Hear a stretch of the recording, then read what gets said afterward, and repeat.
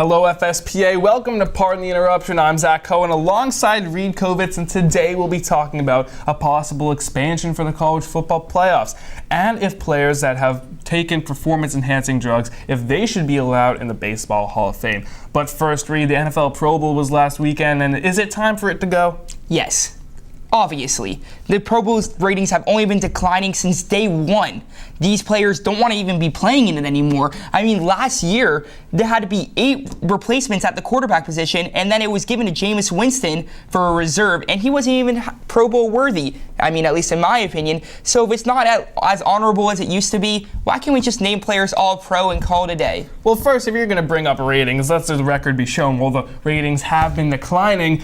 It was still the most watched thing on ESPN that entire month, and it eclipsed the Kentucky-Kansas basketball game, which was the most popular college basketball game. But when you talk about honorable, if I'm a player and I see that the fans, whether I'm the best or not, if they think that I am one of the best and deserve to go to this game celebrating our accomplishments as a pro athlete, I'll take it. I'll take it for sure. I don't think it's worth it. It's a lot of production. It's a lot of money for something that most football fans don't even care about. Well, this football fan thinks it's one thing, and one thing in particular, I think it's fun. It's fun for the players. It's fun watching them dance. But you know what else is fun these days? Not cheating, because cheating will always be bad. There is no good thing about cheating, so to think there is actually an argument for putting cheaters like Barry Bonds and Roger Clemens into the most prestigious class in baseball is preposterous.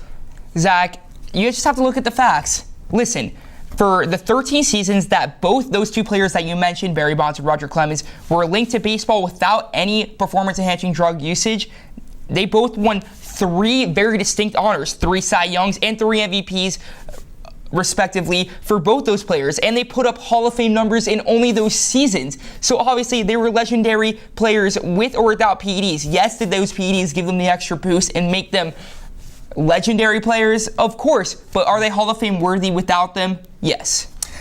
I don't know. I mean, that's something we're just never going to know. We're never going to know how they would have performed without those PEDs. But we saw how they did perform without them, and they were Hall of Fame. And although they're linked to it, like Barry Bonds was linked to it after his first 13 years, we still don't know if it influenced him at all in the beginning. But again, maybe we should just invalidate those years that they used. I can agree with that. Invalidate those years and have the committee judge them based off of that. But that'd be a hard job convincing that committee. Yeah, another committee that's very hard to convince these days is that of the college football playoff. Reed, is it time for the playoff to expand or leave it as it is? 8 teams. That's all I need to see. 8 teams in the college football playoff. More teams deserve the chance to be in the playoff. That's all I got to say. All right, 8 teams. So that's what, 4 more games? Do you know how much of a toll that's going to be for the players having to play a game one week, and then another week, and then another week? But just listen. The first time the 4-team playoff was initiated, so not the top 2 teams in the country, the top 4 teams, the number 4 team, Ohio State, won it all. So obviously, there's more teams that are deserving and to have their chance to prove themselves. Michigan was knocked out over 1 loss. I mean, I personally don't think the players could handle all those games. That's just an extension of the season, and we all know how injuries, concussions, and all that safety is about, and it could just harm them, the players themselves. But again, that's for the players and ultimately the committee to decide anyway. That's all the time we have today. Thanks for watching. I'm Zach Cohen alongside Reed Kovitz.